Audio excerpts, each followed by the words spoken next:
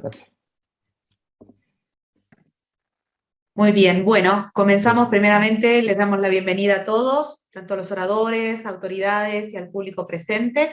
Gracias por acompañarnos en esta tarde a participar de este ciclo, esta conferencia en relación al conflicto entre Rusia y Ucrania.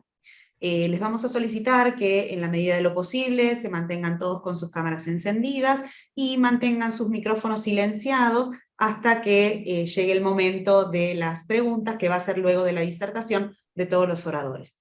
Le cedo la palabra a quien va a oficiar de moderador el día de hoy, el profesor Wilfredo Carroza. Bueno, buenas tardes a todos. Estamos acá de manera virtual en nuestra casa, la UCALP, la Universidad Católica de La Plata. Se encuentra presente el vicerrector académico. Estaba pensando, ¿no? Tenemos estudiantes. El doctor Tiana, el decano de nuestra facultad. El doctor González Andía, la directora de la carrera de Ciencias Políticas y Relaciones Internacionales. La magíster Victoria Zapata. Yo, que soy profesor de la casa también, así como la licenciada Jaime, que estamos en la Cátedra de Historia Política Mundial.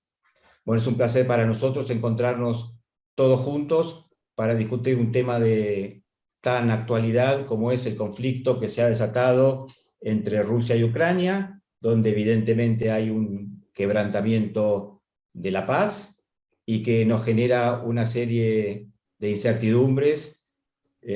Nos preocupa porque hay una guerra y se están produciendo destrucción y muerte. También nos inquieta porque esto afecta a la economía global, claramente, y además, desde el punto de vista teórico, es un excelente caso de análisis si lo tomamos fríamente. Van a participar de esta conferencia prestigiosos analistas, y voy a dar lugar a cómo va a ser la disertación. En primer lugar, va a disertar el doctor Marcelo Montes, después el doctor Víctor Jeftes, a continuación el doctor Mariano Causino, anteúltimo el doctor Alberto Huchenreuter, y finalmente escucharemos al doctor Stanislav Tkachenko. A continuación haremos una breve síntesis de sus currículums, así que por favor, licenciada Jaime. Bien. El doctor Marcelo Montes, doctor en Relaciones Internacionales de la Universidad Nacional de Rosario, magíster en Relaciones Internacionales de la Universidad Nacional de Córdoba, profesor universitario de la Universidad Nacional de Villa María y de la Universidad Nacional de Rosario, integrante del Grupo de Estudios Euroasiáticos del Consejo Argentino de Relaciones Internacionales, CARI. El doctor Víctor Jeftes, director del Centro de Estudios Iberoamericanos de la Universidad Estatal de San Petersburgo, director del programa de maestría Estudios de los Países BRICS, editor en jefe de la revista Latinskaya América de la Academia de Ciencias de Rusia, doctor en Historia Universal por la Universidad de San Petersburgo, realizó estudios postdoctorales especializados en América Latina, profesor visitante en la Universidad de Barcelona y de Estocolmo, autor de más de 250 artículos y varios libros, entre ellos el Diccionario Biográfico de la Comintern en América Latina, Del mundo bipolar al mundo multipolar, el vector latinoamericano de las relaciones internacionales en el siglo XXI, entre otros. También nos acompañará en el día de hoy el doctor Mariano Causino, abogado, profesor de Historia Contemporánea y Política Exterior, quien se desempeñó como embajador argentino en Israel entre los años 2017 y 2019 y Costa Rica entre los años 2016 y 2017, autor de La Rusia de Putin, mito y realidad del liderazgo postsoviético y Rusia, actor global y la Argentina pendular. El doctor Alberto Huchenreuter, geopolitólogo, doctor en Relaciones Internacionales de la Universidad de Salvador con honores, profesor en la Diplomatura en Relaciones Internacionales de la Universidad Abierta Interamericana, ex profesor en la UBA, el Instituto del Servicio Exterior de la Nación y la Escuela Superior de Guerra Aérea. Su último libro se titula Ni guerra ni paz, una ambigüedad inquietante, editado en el año 2021 por la editorial Almaluz.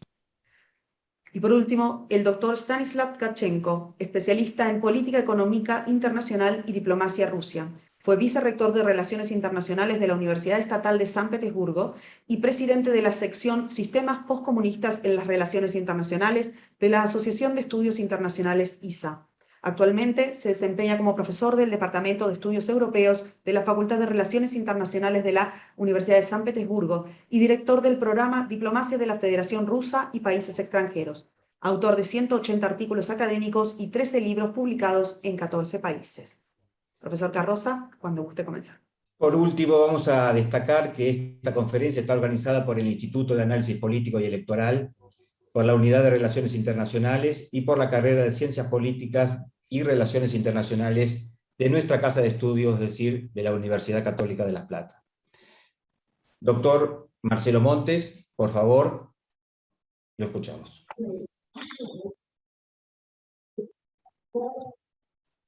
Bueno, ¿se me escucha ahí?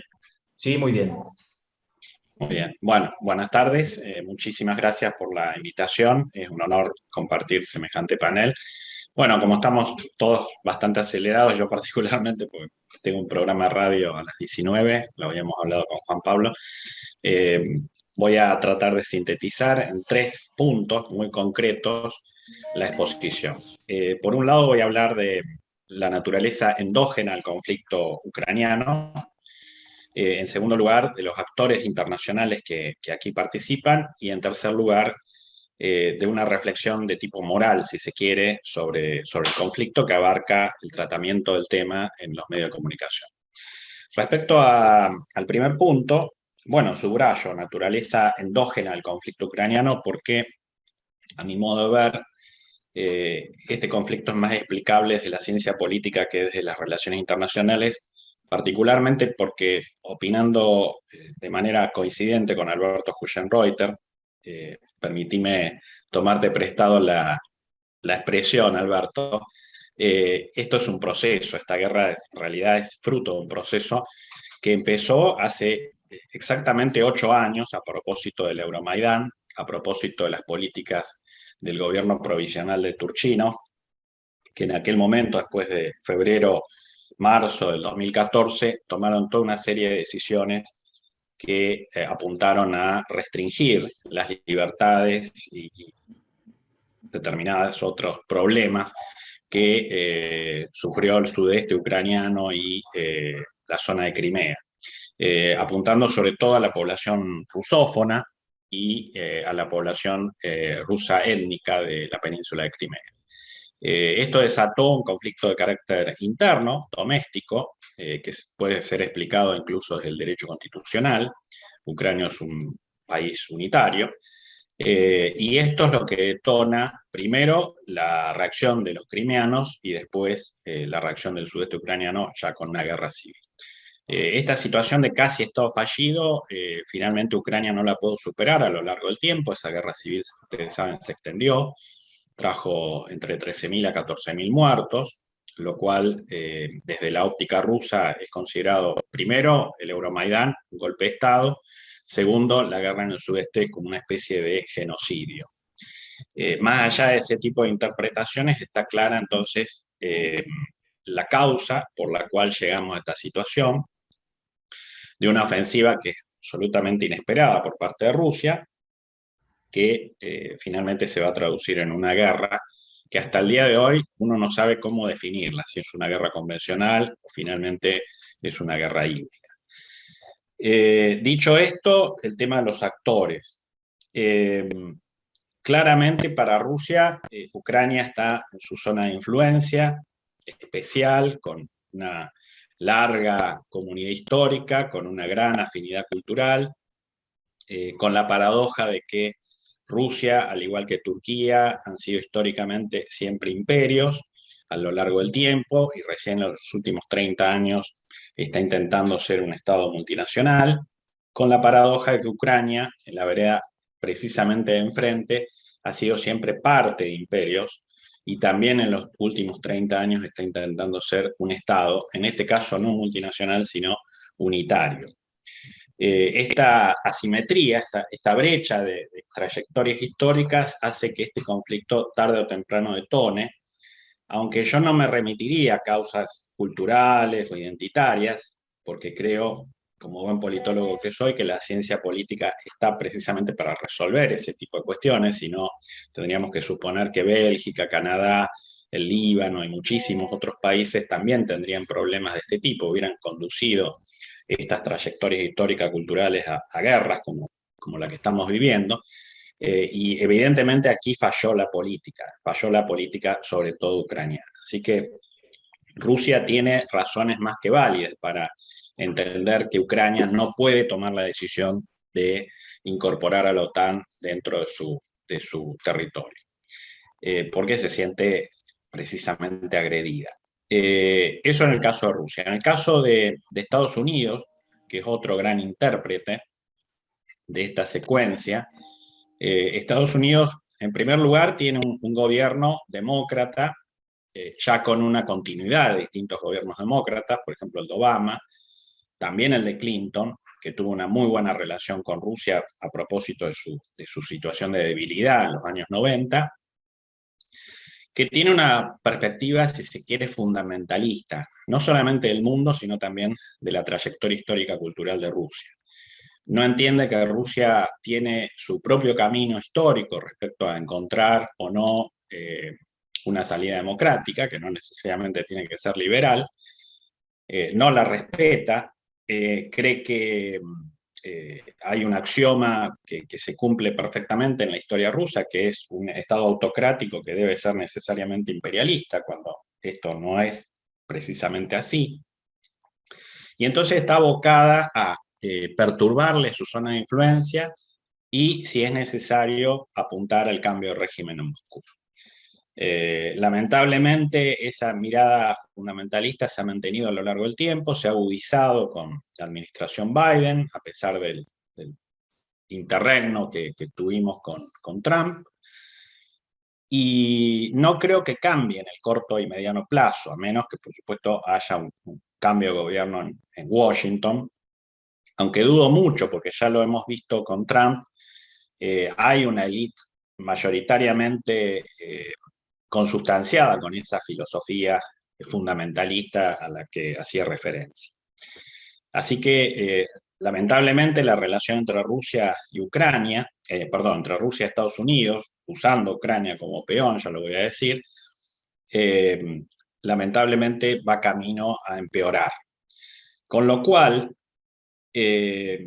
claramente Estados Unidos ha usado a Ucrania, insisto, como geopolítico, peón geopolítico en la zona, en contra de los intereses de Rusia, claramente ha fogoneado la OTAN a Ucrania y Ucrania a la OTAN en las semanas previas al conflicto, y esto es lo que ha detonado la reacción rusa. Rusia ha visto la ventana de oportunidad en la posibilidad de que la OTAN no intervenga militarmente en el conflicto, y por lo tanto aprovechó y atacó. El otro aspecto que no debemos dejar de soslayar en el caso norteamericano es la prosecución de negocios.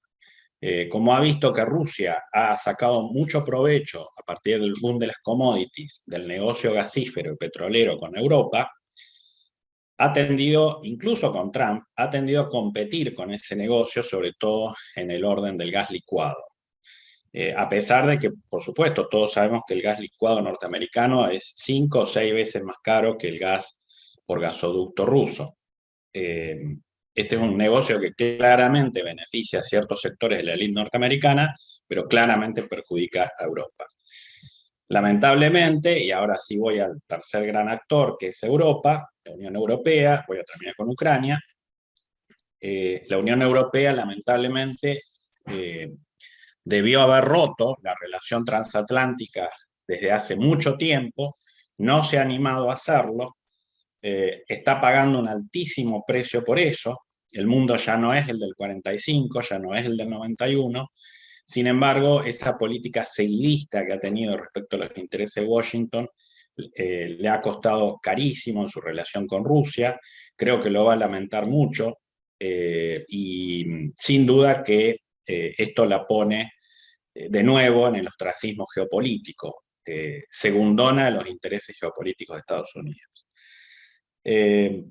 Lamentablemente también Europa va a sufrir un desabastecimiento energético importante, porque, como lo ha dicho el primer ministro o canciller austríaco, en los próximos meses no va a ser posible reemplazar la matriz energética gasífera rusa, por más esfuerzos que se hagan por traer gas licuado o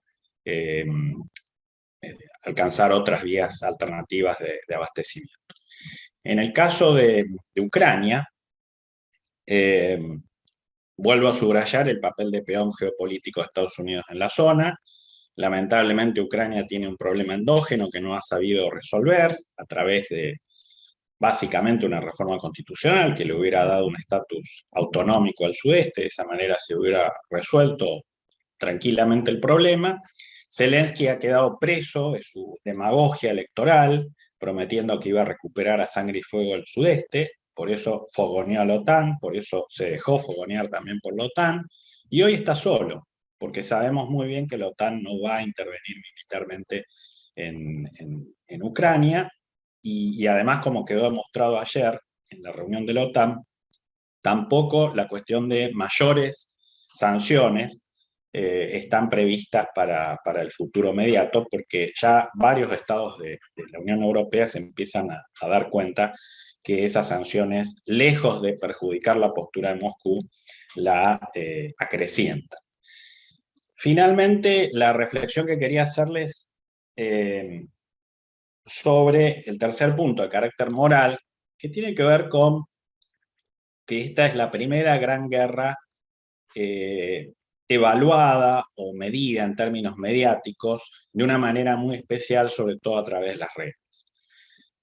Se ha visto una propaganda mediática enorme y una contrapropaganda, por supuesto, mediática enorme de ambos bandos. Hay mentiras de ambos bandos, sobre todo el bando ucraniano. Claramente hay un asesoramiento norteamericano en la materia impecable. Hay quienes se atreven a decir que esta guerra moralmente la está ganando Ucrania. Yo no me animaría tanto, pero es cierto que Ucrania aquí asoma como con el papel de víctima dentro del tablero geopolítico de esta guerra. Yo calculo que esta guerra va a durar un tiempo más, no sabemos cuánto, porque a todos nos ha tomado por sorpresa, claramente, pero evidentemente que la cuestión mediática va a influir, está influyendo, para que muchas sociedades del mundo adopten una postura pro-ucraniana. De todos modos, yo creo que Rusia va a ganar esta guerra. La va a ganar porque no puede no ganarla. No puede no ganarla. Después podemos discutir en las preguntas de qué manera la puede ganar, pero está claro que el destino político de Putin está supeditado al triunfo en esta guerra. No está claro qué hará Rusia después de ganada la guerra, si va a participar o no en la reconstrucción de Ucrania, de qué manera va a actuar en la reconstrucción política, institucional de Ucrania, etcétera, etcétera, etcétera. Así que le quería dejar estas reflexiones, que son, en todo caso, tips como para disparar el debate a posteriori de los restantes panelistas. Y bueno, por supuesto, quedo expuesto a las preguntas del auditorio. Gracias. Muchas gracias, doctor Montes. Damos paso entonces al doctor Víctor Heftes.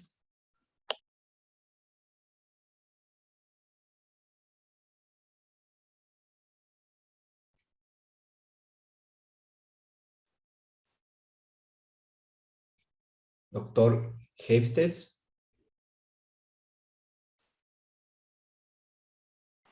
¿Me escuchan? ¿Sí? Sí, me parece. Perfecto. Creo que tenía el micrófono apagado. Bueno, quisiera dar gracias a los organizadores del evento, a la universidad. También es un gusto ver aquí, aunque por vía telemática, a dos colegas argentinos que conozco bien, a el doctor Alberto Huchenreuter y el doctor Marcelo Montes. Yo, en mi corta presentación, hablaría de los aspectos más lejanos del campo europeo. De eso hablaría mi colega doctor Tkachenko. Yo hablaría más cómo impactaría la crisis contemporánea ruso-ucraniana las relaciones rusas con América Latina. Últimamente se habla mucho sobre el retorno ruso a América Latina. Yo más bien usaría otro término. De hecho, pronto va a salir el libro en el cual participamos con Alberto, que se llama Back to the Future, repensando relaciones ruso-latinoamericanas en los tiempos después de la Guerra Fría. Pero como entramos a una Guerra Fría 3.0, valdría la pena leer lo que estamos planteando allá. Pues si comparamos la presencia rusa de los años 90 con la de hoy, es tierra y cielo. Hoy Rusia tiene relaciones diplomáticas con todos los países de América Latina. Los nacionales rusos pueden entrar sin visa, bueno, antes de la pandemia, a todos los países de América Latina, al igual que los latinoamericanos a Rusia, tienen nivel de comercio que en los tiempos prepandémicos ya era mayor que el volumen de comercio en los tiempos soviéticos. Hay presencia significativa de los medios de radio y de televisión rusa en varios países de América Latina. Por fin Rusia tiene su presencia en el sector de energía, en el sector de hidroenergía, en las estaciones atómicas, etcétera. Está abasteciendo a varios países como Brasil con fertilizantes, pero la crisis contemporánea puede impactar seriamente gran parte de estas relaciones. Y aquí debemos tomar en cuenta cuáles son las claves, cuáles son los objetos de la presencia rusa. Son varias claves, son varios objetos, varios fines de la presencia rusa en América Latina. Uno son razones geopolíticas, otros son razones económicas, el comercio bilateral. El factor energético, Rusia está presente en varios ramos de la energía y suministro de energía en América Latina. Y el cuarto factor son las ganas de Moscú ver el mundo multilateral, el mundo multipolar, y en eso, durante años, durante más de 2 décadas, Rusia compartía los enfoques con los países latinoamericanos. Ahora tenemos que ver qué es lo que va a pasar, lo que puede pasar. Rusia ahora está bajo el peso de las sanciones inéditas. Los países latinoamericanos no participan en esta ola de embargos y muchos dieron claramente de entender que aunque votaron en contra de lo que está haciendo Rusia ahora en el conflicto, no piensan participar en las sanciones, algunos porque no están impuestos por la ONU, otros porque no lo quieren hacer por sus relaciones económicas, etc. Pero no importa, las sanciones como tales son de tan escala que no pueden afectar a América Latina. Una de las cosas que puede impactar a América Latina es el cierre para el sistema de SWIFT para varios bancos rusos, lo que afecta el comercio.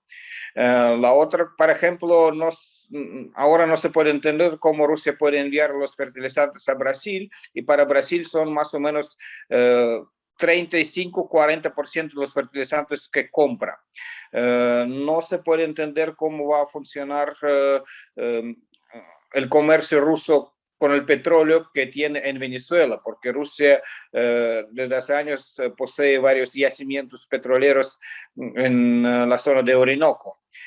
Tampoco se puede entender cómo va a funcionar el suministro de la maquinaria para las plantas hidroeléctricas. Es el caso argentino y el caso de Ecuador. Ambos países reciben gran parte de la maquinaria desde Rusia. De hecho, en Argentina creo que cada cuarta planta hidroeléctrica está fabricada con maquinaria soviética o rusa. Puede ser que algunos países latinoamericanos van a ayudar a Rusia a evitar algún tipo de sanciones, pero yo lo veo poco probable porque Brasil, por ejemplo, no lo va a hacer, lo dejó claramente de entender. Argentina no está en condiciones de hacerlo, considerando que tiene que concluir sus negocios con el Fondo Monetario Internacional y por eso no puede quedarse muy mal con el bloque del oeste. Y países como Venezuela, Nicaragua, Cuba, México, no están en condiciones de hacerlo. Y el otro punto muy importante es el multilateralismo. De hecho, Rusia supo leer muy bien el mapa político de Europa y de América Latina en los últimos 20 años. Encontró fuerzas con las cuales apoyarse. Paradójicamente, si en Europa eran las fuerzas de derecha, en América Latina sobre todo son fuerzas de izquierda o de centro izquierda, en la mayoría de los países, por lo menos. Para algunos de los izquierdistas latinoamericanos, Rusia se ve como un símbolo de la Unión Soviética. Es un mundo imaginario porque Rusia no es la Unión Soviética y no intenta repetir la experiencia soviética, pero así es la visión de muchos izquierdistas en América Latina.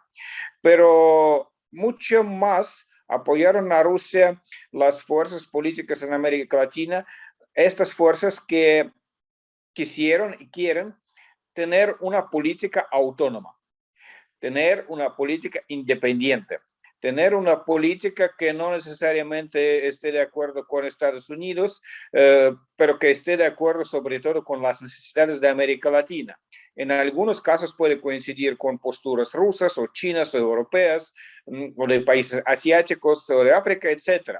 Pero lo más importante en esta postura, y parecía durante 2 décadas que tienen puntos de coincidencia, es el apegue al derecho internacional, es el principio de no usar la fuerza y es el principio de papel principal, papel clave de las Naciones Unidas.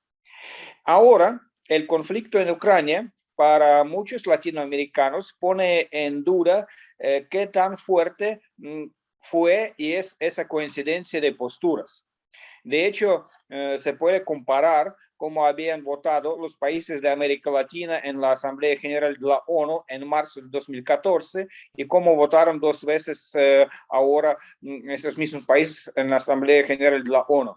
En 2014, algunos países latinoamericanos votaron a favor de Rusia y muchos se abstuvieron. Por ejemplo, Argentina en 2014 se abstuvo de votar y también lo hizo Brasil.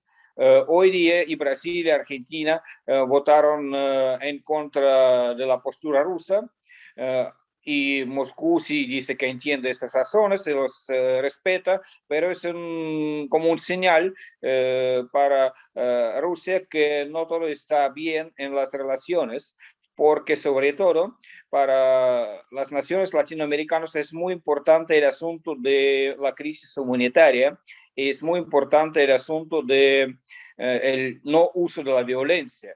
Podemos recordar que América Latina es la zona libre de armas nucleares. Podemos recordar que América Latina desde hace décadas está bajando la carrera armamentista. Por eso muchos, incluso entre los que simpatizaban o simpatizan con las posturas rusas a favor del mundo multilateral, vieron con cierto miedo o vieron con desilusión la postura rusa. Sí entienden las razones rusas o algunas de las razones rusas que Moscú plantea para explicar por qué tuvo que hacer lo que está haciendo, pero no lo comparten. No es lo mismo entender que compartir. Y en ese caso, Moscú tendrá que reformular un nuevo paradigma para establecer sus relaciones con países de América Latina sobre nueva base. Esta nueva plataforma debe ser diferente. Y el último punto para tratar, cómo también puede impactar toda esta situación en América Latina. Vimos que hace 2 semanas, un poco más de 2 semanas, una delegación de Washington fue a Caracas para hablar con el gobierno de Nicolás Maduro sobre la posibilidad de levantar algunas sanciones y permitir a Venezuela vender parte del petróleo a cambio de otra postura de Venezuela respecto al conflicto en Ucrania. Maduro dijo que sí, siempre puede vender petróleo. De hecho, Chevron al parecer recibió la licencia del gobierno de Estados Unidos. Lo interesante aquí es que eso excluye de las pláticas a Juan Guaidó, quien todavía está reconocido como el presidente interino de Venezuela por Estados Unidos y por algunos países de América Latina. En ese caso sí podemos recordar las famosas palabras de la obra de Shakespeare: el moro ha hecho su trabajo, el moro puede irse. Porque lo que necesitan Estados Unidos ahora no es tanto el petróleo venezolano. Venezuela no puede aumentar mucho la producción del petróleo, su industria petrolífera está destruida. Pero lo importante para Estados Unidos sería dividir el bloque llamado bloque bolivariano y hacer división entre Venezuela y Rusia, y tal vez después entre Rusia y Cuba, porque si logran algún convenio con Venezuela, luego llegaría el turno de Cuba, cuya economía también está debilitada y también va a verse impactada seriamente por la crisis en Rusia y Ucrania, porque Cuba depende muchísimo de la ayuda económica que recibe desde fuera. Entonces, veremos cómo esto afectaría el sistema de alianzas que tiene Moscú en la región, y cómo inevitablemente todo eso haría reformular el sistema de relaciones y subsistemas de relaciones internacionales en América Latina. Bueno, aquí quisiera terminar, creo que ya voy excediendo de tiempo, dejando más espacio para la discusión. Otra vez, muchas gracias a los organizadores por invitar, por poder compartir aquí mis puntos de vista. Gracias. Muchas gracias, doctor Víctor Hexes. Damos paso ahora al doctor Mariano Causino.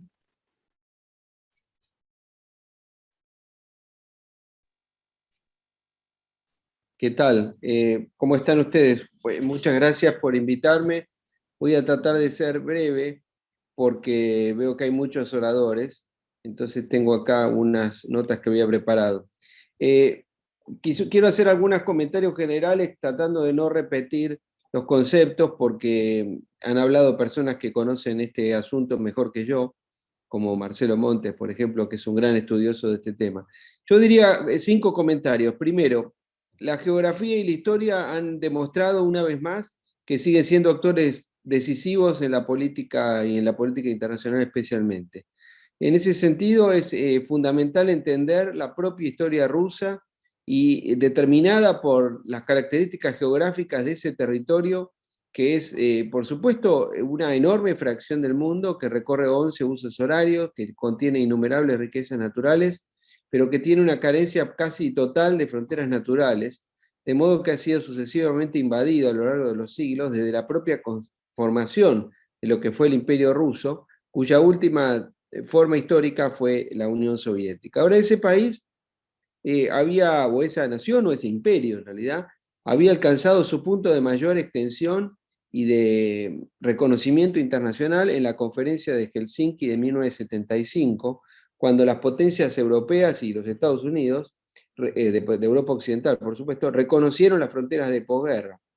Ese país, esa nación, ese imperio multinacional en realidad, en solamente 15 años más tarde, vio disolverse el imperio soviético y vio un cambio de estatus internacional significativo. Eso es lo que hay que tener en cuenta en todo momento.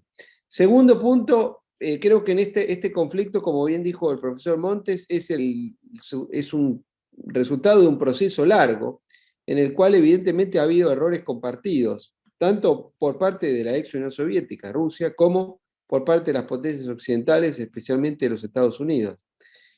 Rusia pocas veces en su historia ha mostrado un sentido de los límites, precisamente por esa característica geográfica que busca expandir permanentemente el territorio en una extensión que en realidad es la contracara de la extensión de su inseguridad. Ahora, en Occidente, evidentemente no han sido escuchados en su momento quienes advirtieron que la expansión de la OTAN iba a tener complicaciones de este tipo y que iba a dañar en el largo plazo la relación con Rusia.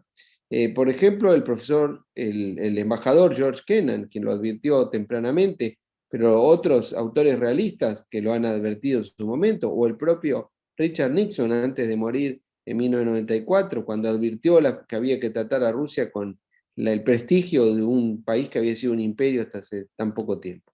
Ahora, esa incomprensión mutua es un problema serio en la política internacional, como también otro, yendo al tema más puntual, lo que decía Montes también, el incumplimiento evidente que han hecho las partes de los acuerdos de Minsk, como no se han logrado ni siquiera poner de acuerdo para encontrar alguna fórmula que dentro de Ucrania logre algún tipo de autonomía para las regiones y no insistir con esta idea de una Ucrania unitaria, que realmente es imposible, y que ese sistema constitucional sea eficaz para mantener una situación tan compleja como es la que ese país tiene, étnica, histórica y religiosamente incluso.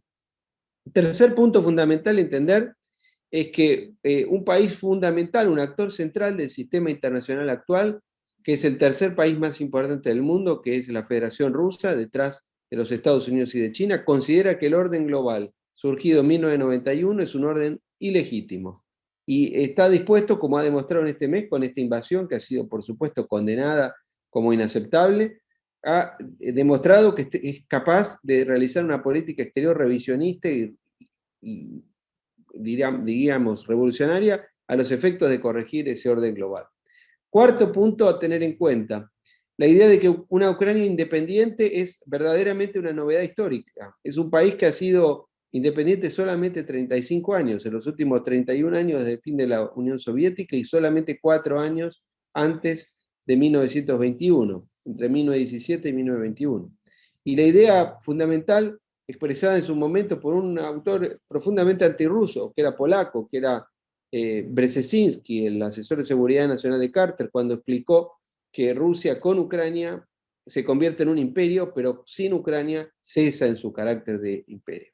Y el último punto que quiero mencionar es que toda esta crisis finalmente a quien beneficia, si es que hay un beneficiario de esta crisis, ese beneficiario es la República Popular China, que va a conseguir a partir de esta situación que Rusia tenga un mayor grado de dependencia de la economía china y va a lograr exactamente lo contrario a lo que se lo procuró en los años 70, hace 50 años, cuando la administración Nixon hizo la política exterior más audaz y novedosa de la Guerra Fría, cuando intentó mejorar su relación con Beijing a los efectos de tener con Moscú y con Beijing una mejor relación que la que éstas pudieran tener entre sí.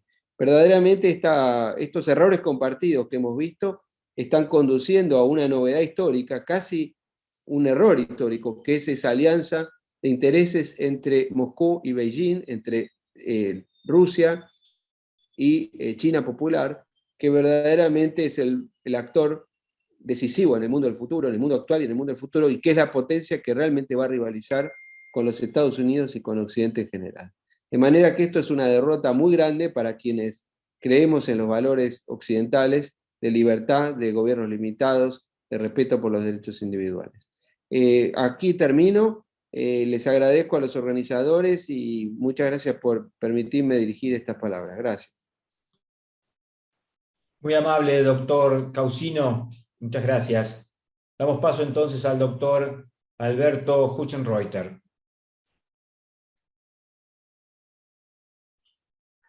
Hola, buenas tardes, buenas noches para la gente que está en Rusia.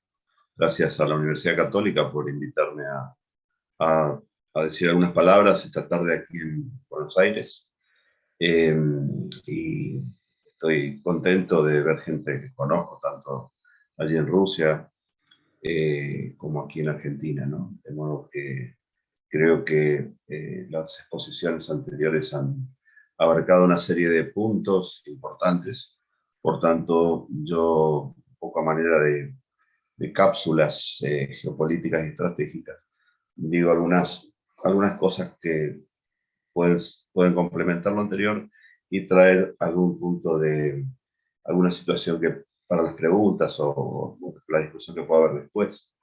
En primer lugar, comienzo con un autor norteamericano, Saul Cohen, un geopolítico muy importante que siempre vio a Europa del Este como un Shatterbelt, ¿no? Una especie de cinturón de fragmentación. Siempre en Europa del Este a los países les ha costado mantener una soberanía, puesto que allí siempre hubo imperios, hubo lucha de influencias, intereses sobreexpuestos, y sobre todo también la necesidad de Rusia de contar siempre con lo que se denomina una buffer zone, ¿no? Puesto que yo creo que es verdad que la profundidad estratégica puede estar perimida en varias partes del mundo, pero no lo está en Rusia, a pesar del gran territorio que tiene, lo que nos da una idea de que esa extensión que uno observa en el mapa no siempre implica una fortaleza.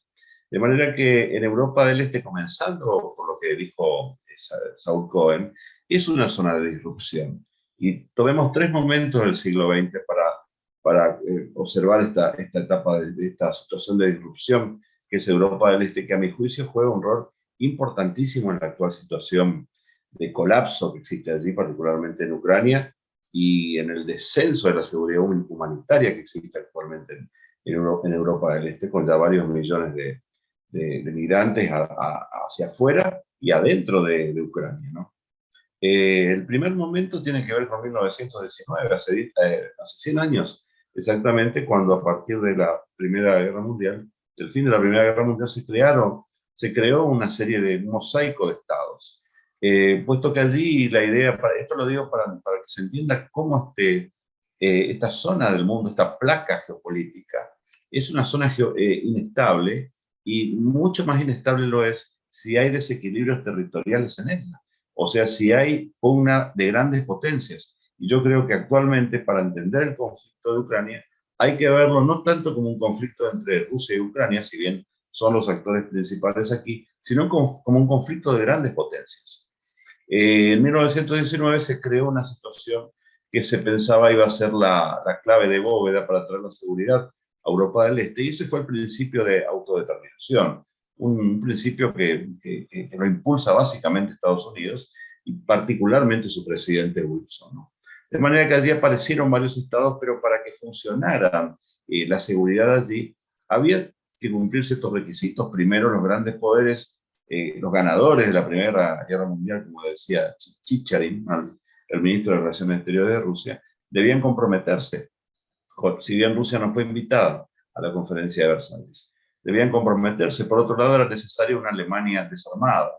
Y por otro lado, para asegurar la seguridad, por la redundancia, los países nuevos tenían que formar una suerte de complementación o área geoeconómica que reemplazara la fuerza de los imperios. Bueno, nada de esto pasó, puesto que el principal garante de la seguridad no fue parte del sistema de seguridad, Estados Unidos. En cuanto a Alemania, como decía Kissinger, no había precedentes de que una potencia tan importante permaneciera desarmada por siempre, y finalmente el sistema de complementación entre los nuevos países no funcionó, no existió prácticamente. De manera que con esa situación, incluso los países de Europa, Francia y Reino Unido, intentaron superar la guerra a través de una conferencia, que fue la famosa conferencia de mediados de la década del 20, que intentaba eliminar prácticamente la guerra, como si la guerra se pudiera eliminar. Y aquí recuerdo al especialista francés Botul, que decía que en la década del 20 las grandes potencias quisieron eliminar la guerra como si fuera que los médicos se planteen eliminar las enfermedades. Es imposible, la guerra siempre viene a uno, como también viene la geopolítica, y aquí quedó demostrado, más allá de que para mí esta crisis y la guerra era totalmente innecesaria. De manera que en 1941, como consecuencia de la situación que comenzó en 1939, Alemania puso en marcha lo que yo he denominado la ambición geopolítica del siglo, o sea, avanzar hacia el este, hacia Europa del Este, e incluso colonizar la Unión Soviética para tener allí los recursos que le permitieran al Reich permanecer por siempre.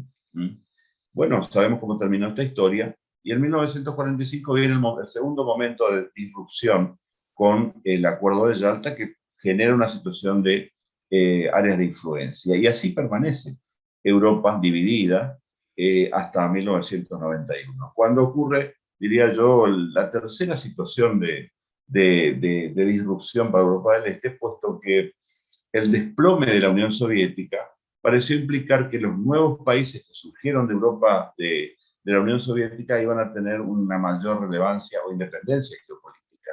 Y con el tiempo se vio que esto no fue así, puesto que la Rusia de Yeltsin y del canciller Kozyrev, es verdad que tuvo una visión bastante romántica para las relaciones internacionales mayores, es decir, con Estados Unidos, pero hacia adentro, es decir, en la zona del extranjero o vecinos inmediatos, Rusia, a pesar de tener una política exterior romántica, en esa región siempre mantuvo una postura realista, ¿no? De manera que estos son los tres momentos que es necesario tener presente para tener en cuenta que esta es una zona de disrupción del mundo, una de las pocas zonas de disrupción donde hay intereses y básicamente chocan las políticas por influir.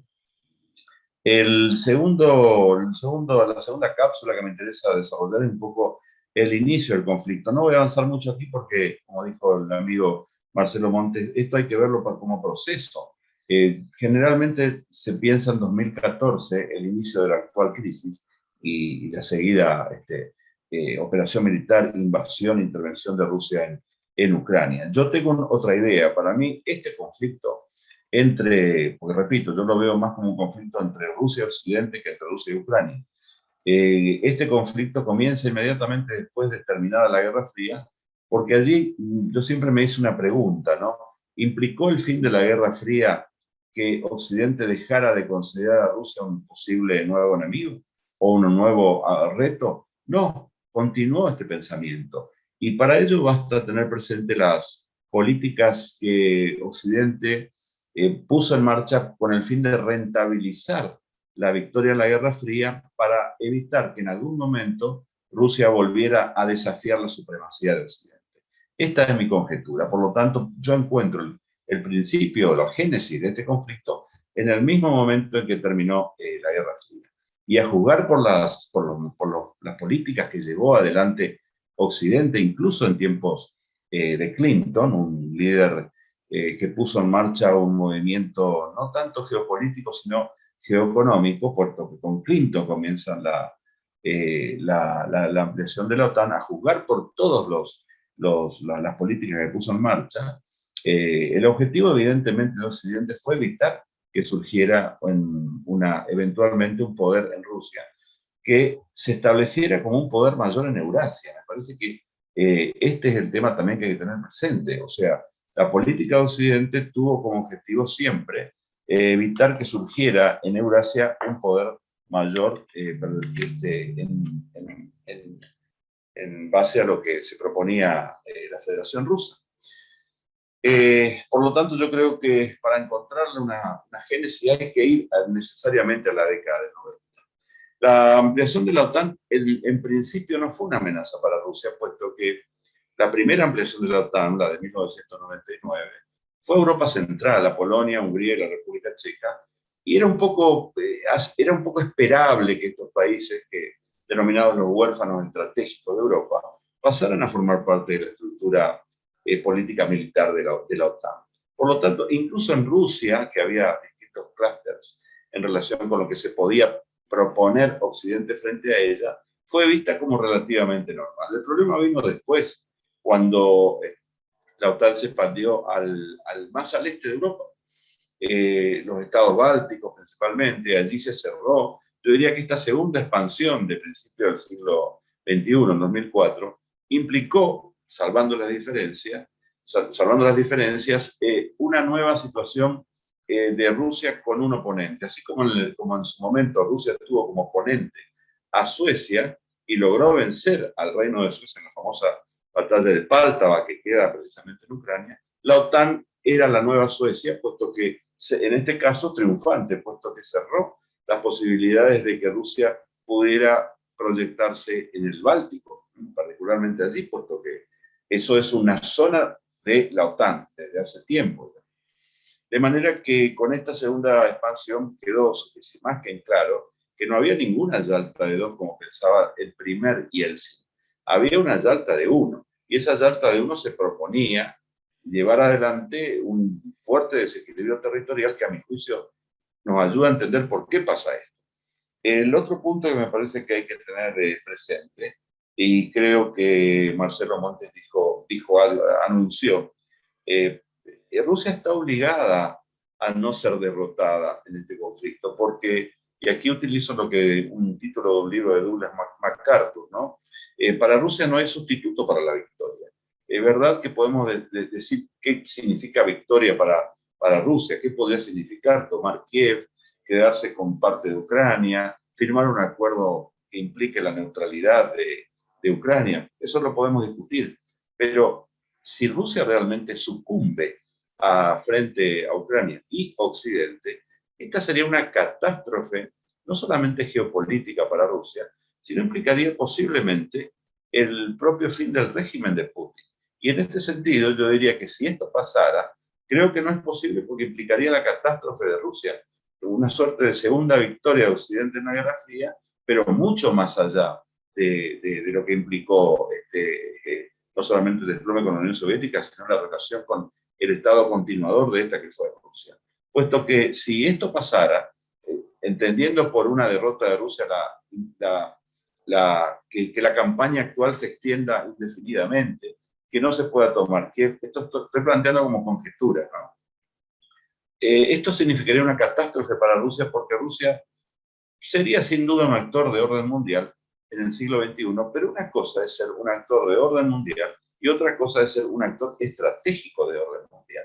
Y esto no tendría Rusia, porque si uno mira el mapa, evidentemente Rusia tiene que jugar un rol en un posible orden que no aparece por ahora, ni va a aparecer en la década del 20, que va a ser bastante difícil para la cooperación y el sistema multilateral internacional. Pero una catástrofe en Ucrania implicaría que Putin corra la misma suerte de Gorbachev, salvando las diferencias. Así como Gorbachev intentó reestructurar la Unión Soviética y terminó siendo responsable del fin de la Unión Soviética, Putin sería el responsable del fin del reaseguro o amparo geopolítico que Rusia necesita en Europa del Este o en su inmediato oeste. Y allí quedarían totalmente imposibilitadas las posibilidades, quedaría Rusia imposibilitada de llevar adelante las reformas económicas o el sistema de modernización que necesita Rusia para ser un actor de peso en el orden mundial. De manera que sería una catástrofe para Rusia.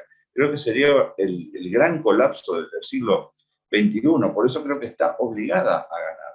Esto implica más violencia en el conflicto, más masa militar, evidentemente, ¿no? Y obviamente esto dificulta más la relación con Occidente. Por tanto, yo considero que este es un conflicto que desde el punto de vista de Rusia implica tener un amparo territorial. Para mí aquí hay una cuestión básicamente territorial. Es verdad que Rusia ha cometido un acto de agresión, ha transgredido los grandes principios del derecho internacional público, particularmente el principio de integridad territorial. Es verdad que se ha creado una situación de catástrofe humanitaria, pero es necesario ver las cuestiones de intereses no tanto nacionales de Rusia, sino vitales. Y las cuestiones de intereses vitales de Rusia implican que Rusia está dispuesta a ir a una guerra, de hecho lo fue en 2008 en Georgia, lo fue ahora obviamente, porque considera que el territorio sigue siendo un activo geopolítico mayor. Y la posibilidad de que no la OTAN o cualquier otra organización política militar se establezca en los lindes de Rusia implica un colapso del activo principal de Rusia, que es la profundidad territorial.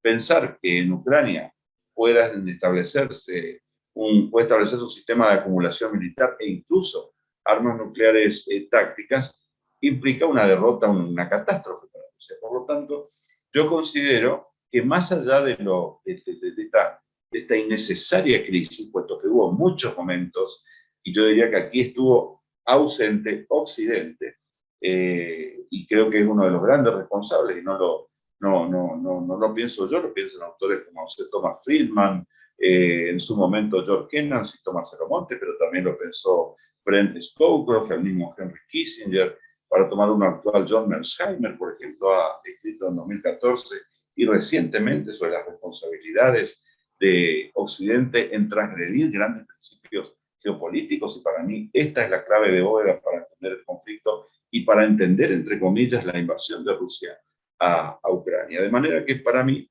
estos son los principales temas que hay que tener presente.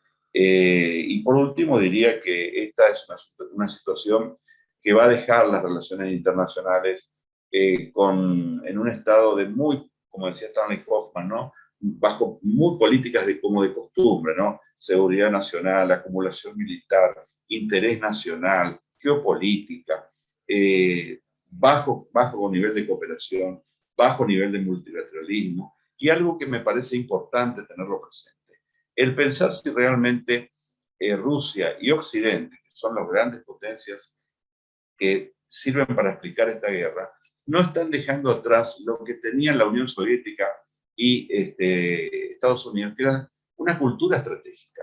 La cultura estratégica es fundamental, puesto que sin cultura estratégica por parte de los grandes poderes políticos pueden entrar en colapso sistemas importantísimos para la seguridad internacional. Pensemos, por ejemplo, en el sistema de armas estratégicas.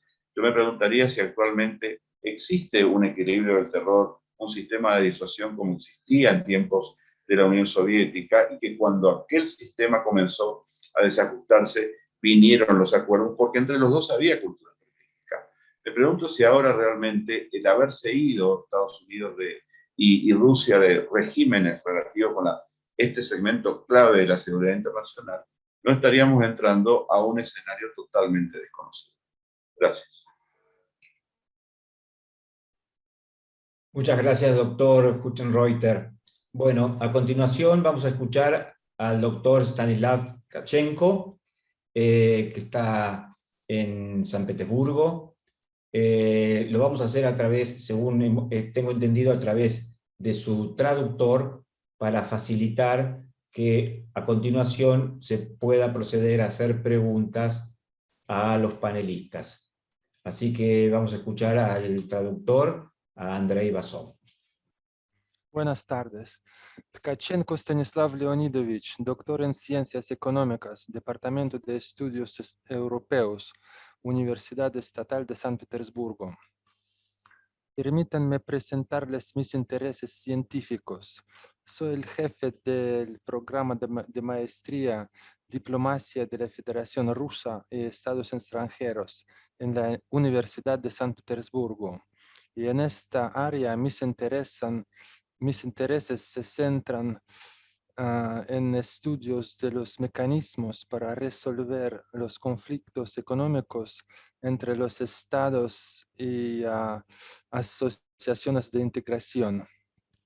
Mi especialización científica es la escuela de la teoría de las relaciones internacionales, conocida como economía política internacional. En el marco de esta dirección, mis estudiantes de posgrado y yo estudiamos, por ejemplo, diplomacia coerciva, lo que se llama en inglés coercive diplomacy.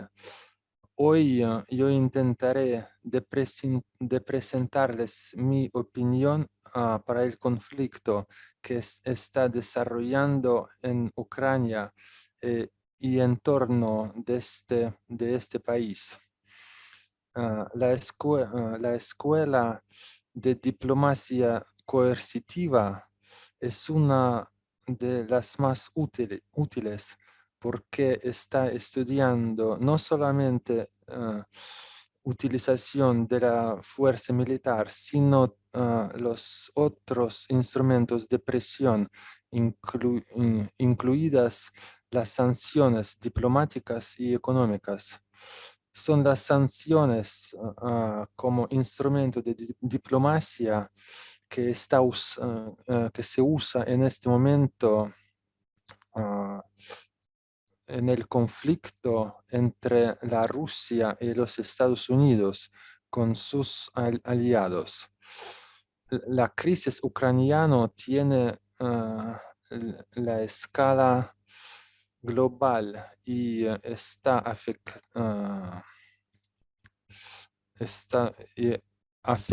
a todas las esferas de la comunicación internacional, incluso los problemas de la seguridad internacional. hasta que se complete, sería demasiado temprano sacar conclusiones sobre su impacto en la arquitectura de seguridad global, pero yo intentaré de marcar las direcciones donde su impacto se puede observar hoy. Me gustaría poner especial énfasis en la posición de los principales actores de este conflicto. ¿Cuándo comenzó el conflicto? ¿Dónde están sus orígenes? Las opiniones de los expertos rusos sobre este tema difieren. 1999, el bombardeo de Yugoslavia por parte de las fuerzas de la OTAN demostró que el uso de fuerza militar bruta es posible, incluso aprobado por la comunidad internacional. 2003-2005, la serie de las revoluciones de color en los países postsoviéticos, Georgia, Ucrania, Kirguistán. 2008, el ataque de Georgia a la Osetia del Sur, el primer uso de las fuerzas rusas militares fuera del territorio del país. 2014, el golpe de Estado en Ucrania y anexión de la Crimea para la Federación Rusa. No cabe duda que el día 24 de febrero de 2022 quedará en todos los manuales de historia como la fecha cuando el sistema de orden europeo se destruyó tras el final de la Guerra Fría y se inició una nueva etapa de rivalidad interestatal para construir una nueva seguridad.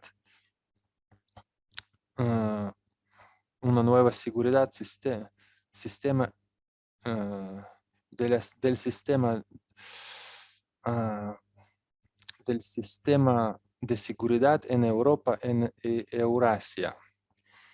Me gustaría presentar la evaluación de la situación internacional propuesta por los organizadores de la conferencia desde el punto de vista de los estados más grandes involucrados en la crisis.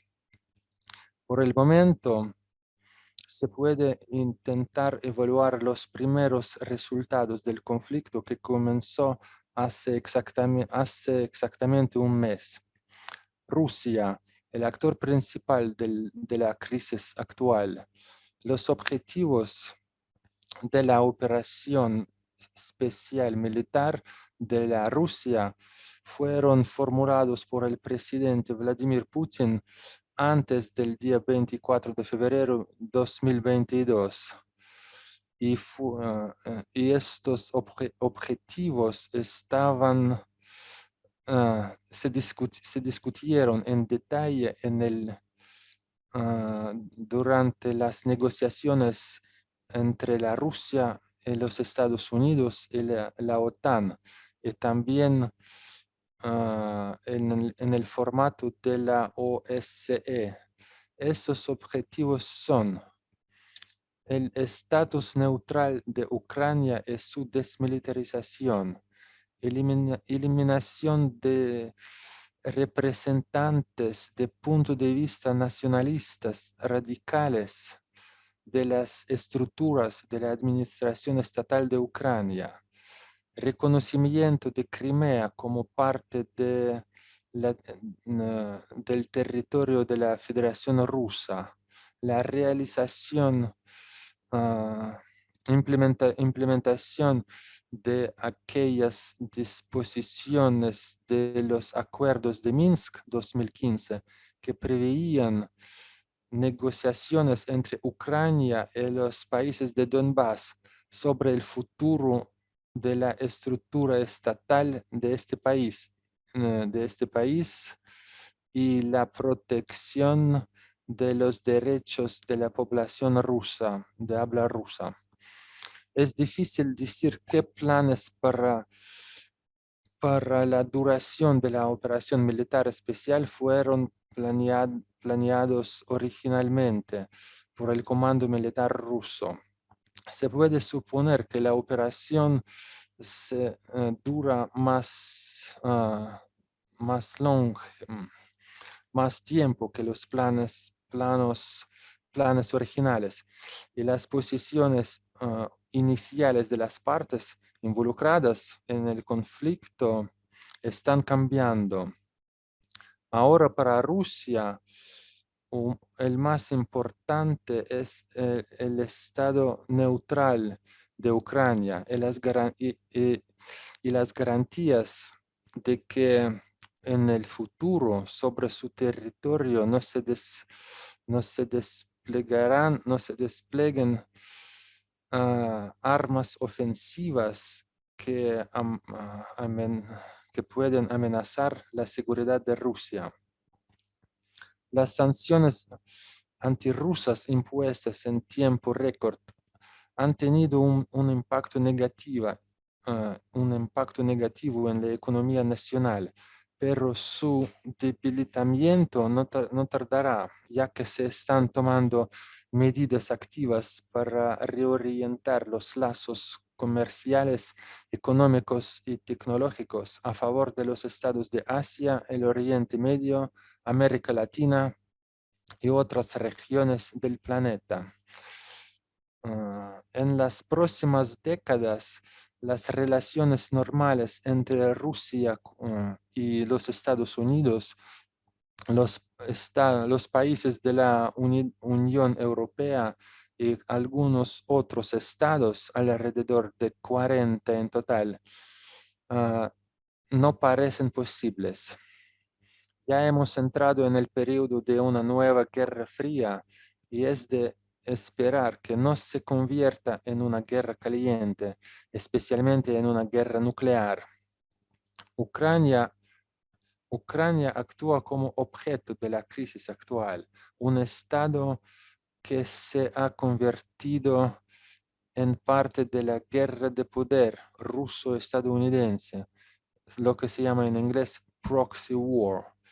Los intentos de la Federación Rusa de utilizar en primer lugar armas de alta precisión son obvios, pero como estamos hablando de hostilidades en el territorio del Estado Ucrania, que es el más grande de Europa en términos de territorio, con la excepción solamente de Rusia, el enorme campo de confrontación dividido en decenas de enfrentamientos separados, hace que las expectativas de las bajas mínimas y la destrucción de infraestructura pacífica es poco realista. Ya hoy se está desarrollando una crisis humanitaria de proporciones sin precedente en Ucrania. Alrededor de 10 millones de personas han abandonado sus lugares de residencia. Casi 3.5 millones se han convertido en refugiados en la Federación Rusa y los estados de la Unión Europea. Se necesitarán muchos años y enormes inversiones para restaurar las viviendas destruidas, las plantas industriales y la infraestructura de transporte. Al menos un centenar de estados del planeta ya se han unido en torno a la idea de ayudar a Ucrania en el conflicto y post-conflicto, y esto crea una nueva realidad en torno en torno al conflicto. La Unión Europea soporta enormes pérdidas y costes. Están asociados con el flujo de refugiados, así como la ruptura de numerosos lazos comerciales y económicos entre la Rusia y Ucrania. El principal desafío para los países de la Unión Europea es la sustitución del petróleo, del gas, de los metales y alguna otra mercadería básica.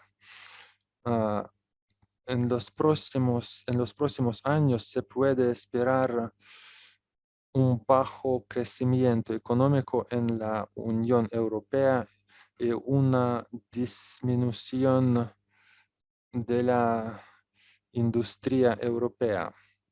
Pero a largo plazo la Unión Europea, por supuesto, reconstruirá su industria y los lazos económicos con Rusia se mantendrán en un nivel significativamente más bajo que el actual. Es importante señalar el comienzo de la restauración del potencial militar de Alemania, el retorno de su estatus como gran potencia militar. Para los europeos del siglo pasado, fue Alemania la que actuó como la principal amenaza para la paz.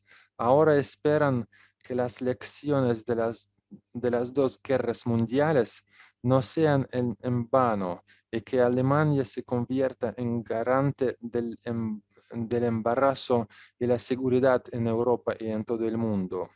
La Unión Europea soporta la carga más pesada de tratar con los refugiados ucranianos en la actualidad. Es muy probable que su número supere los 5 millones, lo que hoy día es lo que significa una drama humana más grande en la historia de Europa tras el término de la Segunda Guerra Mundial.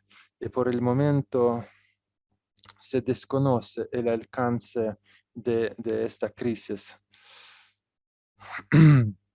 Los Estados Unidos, a primera vista, incurren en costos significativamente más bajos en comparación con Ucrania y la Unión Europea. Los principales problemas de Washington es que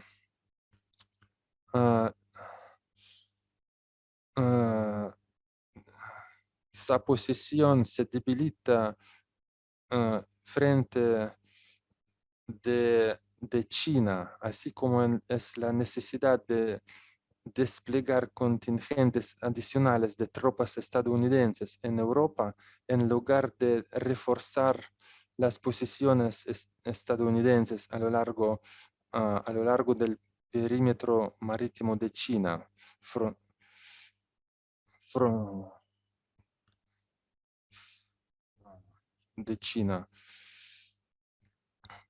Gracias a la crisis actual, Estados Unidos ha traído disciplina a la OTAN, a un aumento del gasto militar al 2% del PIB y un aumento en el tamaño de las Fuerzas Armadas de casi todos los estados miembros de la alianza. No hay duda que la Rusia seguirá siendo el desafío militar más importante para Estados Unidos y Europa. Sin embargo, la base económica del potencial militar de Rusia probablemente no será socavada por sus oponentes. Como resultado del conflicto ruso-ucraniano, China está ganando un amplio margen de maniobra. A diferencia de la Unión Europea y los Estados Unidos, los costos actuales para China en términos de consecuencias de la operación especial en Ucrania son mínimas. La presión militar, política y militar de Washington a Pekín en las últimas semanas disminuye. Dadas las sanciones antirrusas a gran escala, China puede reclamar una parte importante del mercado ruso que se libera tras la salida de empresas estadounidenses, europeas y japonesas. Los recursos energéticos de Rusia ahora serán más accesibles para China y es probable que sus precios sean mucho más bajos que antes. Dada la experiencia de las sanciones contra Rusia, China hará un trabajo significativo para proteger su propia seguridad económica en caso de complicaciones similares con Occidente. Al mismo tiempo, los procesos actuales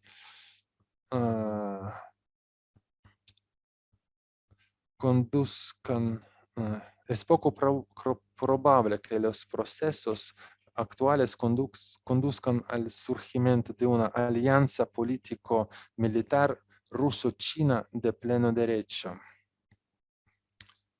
Para Japón, el balance de pérdidas y ganancias a corto plazo es bastante negativo. La perspectiva de un tratado de paz con Rusia se está volviendo extremadamente vaga. Después de 2014, Tokio siguió una política pragmática, imponiendo sanciones simbólicas, pero manteniendo el mercado ruso y relaciones constructivas con los líderes rusos. Después del 24 de febrero de 2022, se revisó este concepto. Japón se convirtió en uno de los promotores más activos de la política de duras sanciones financieras, económicas y tecnológicas contra Rusia. Japón sufrirá algunas pérdidas debido a la pérdida del mercado ruso y la sustitución de materias primas rusas, pero no son críticos para Tokio. Como en el caso de Alemania, se convertirá en un importante incentivo para la revisión final del paradigma de posguerra del uso de las fuerzas armadas. Japón ya se ha embarcado en el camino de recuperar el estatus de potencia militar político de pleno derecho. Ok. India es la menos afectada por la crisis actual. Este estado declaró a Estados Unidos y la Rusia sus socios estratégicos y está haciendo una política de no intervención en los conflictos que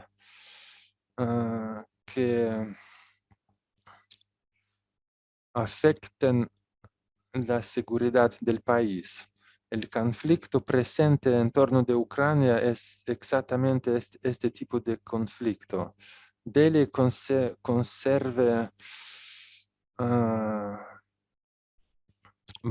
Delhi mantiene un diálogo con Moscú y resistirá a los intentos de terceros países de influir en la cooperación técnico-militar. El ascenso de China en el contexto de la crisis es un problema para la India, pero los cambios difícilmente pueden llamarse fundamentales. Como conclusión, observamos que la crisis actual en torno a Ucrania tendrá consecuencias globales y a largo plazo que aún son difíciles a predecir. Para algunos Estados Unidos y China, traerá costos a corto y mediano plazo y muy significativos.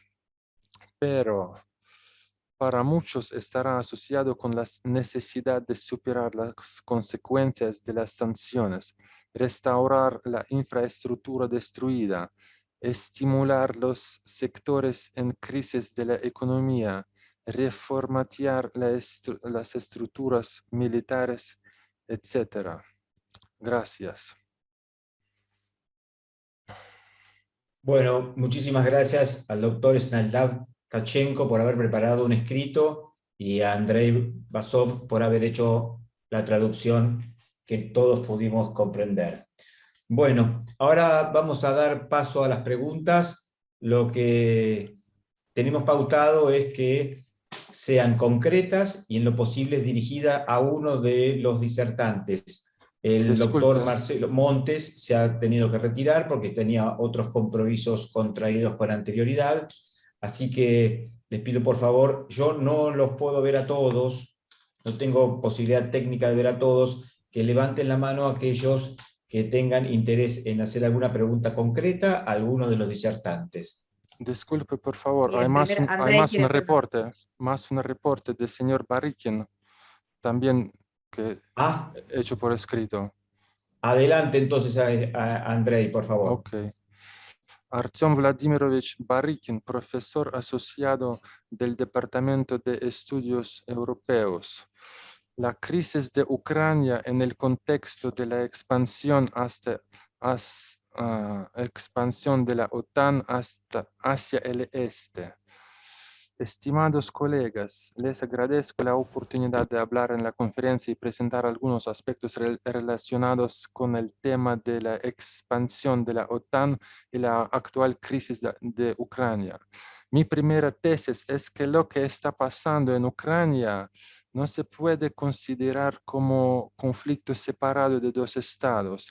Es muy obvio que se trata de las cosas globales, que el sistema que existe ahora,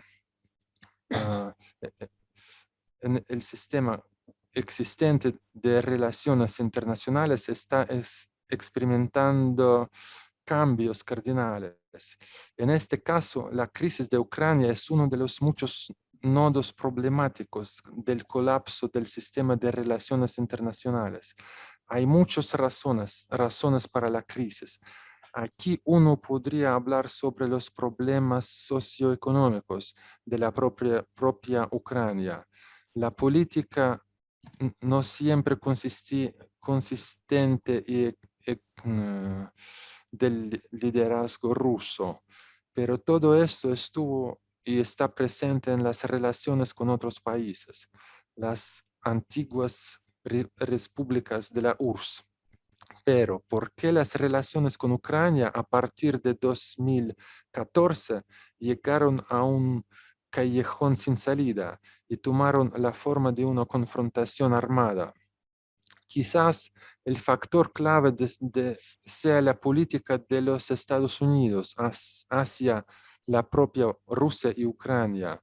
La primera etapa de relaciones mutuas 1991-1999 fue prometedora. Washington actuó simultáneamente como acreedor, consultor e incluso una especie de supervisor que evaluaba las acciones de política interior y exterior de la Federación Rusa.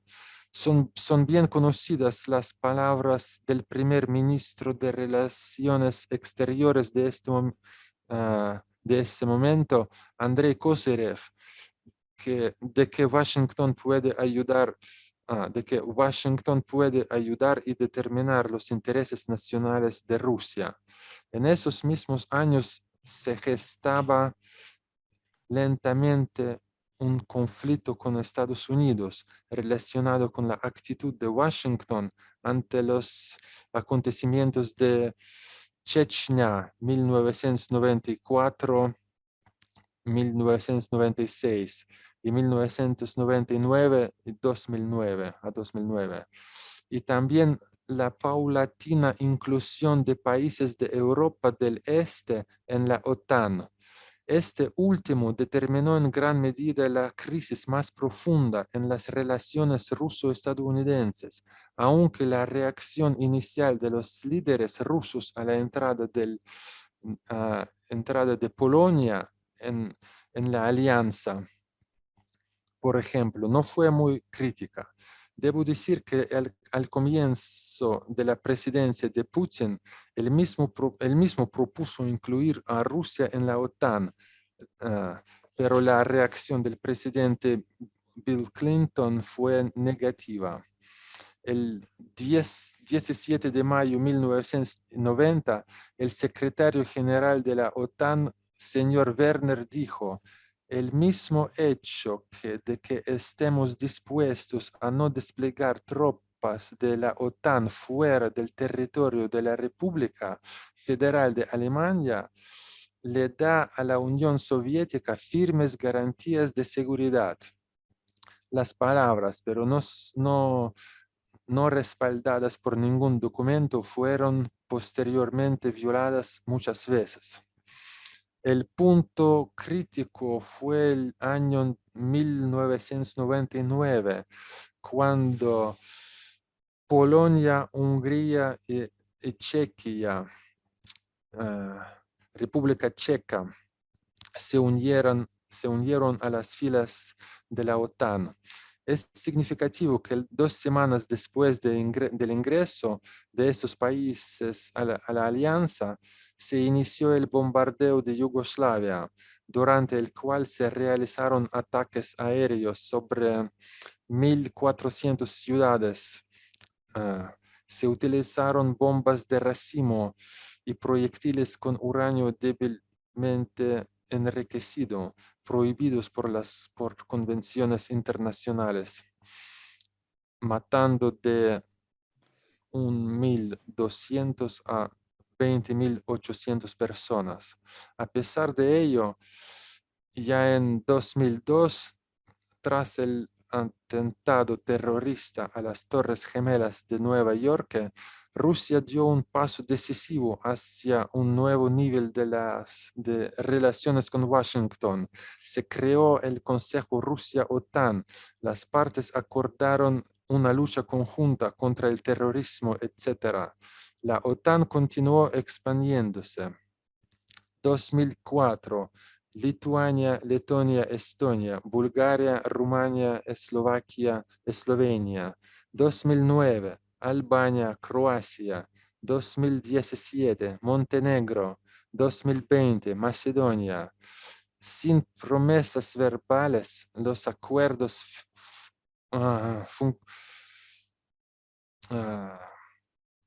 no funcionaron.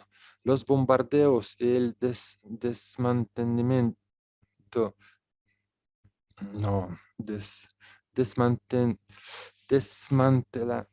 del Estado de Yugoslavia y Libia no pudieron convencer a los políticos rusos de que la OTAN es un bloque defensivo.